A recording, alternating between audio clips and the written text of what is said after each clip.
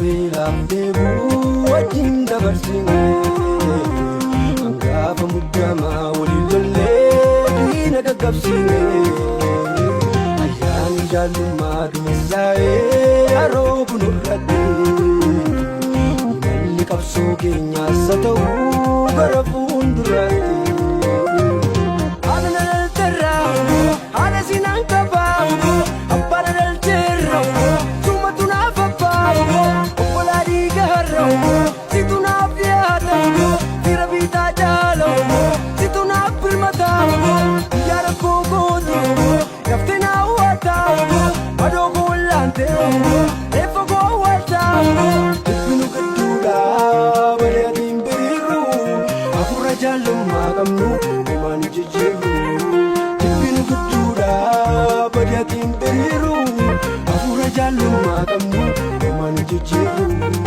Afura jaalummaa qabnu homaan jijjiirru.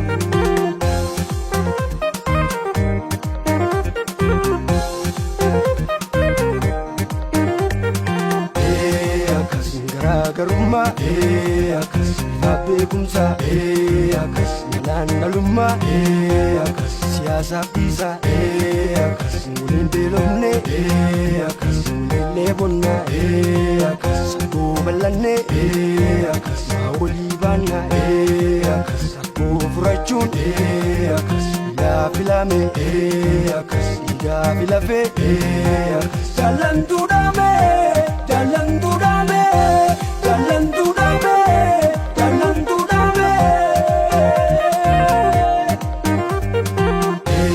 akkas garaagarummaa akkas bifa beekumsaa akkas naannalummaa akkas siyaasaaf dhiisaa akkas waliin beelofne akkas waliin leebonnaa akkas saggoo bal'anne akkas maa walii baannaa akkas rakkoo furachuun akkas ilaa filame akkas dhiigaa filafee akkas jaallantuu dhaame jaallantuu dhaame jaallantuu dhaame jaallantuu dhaame.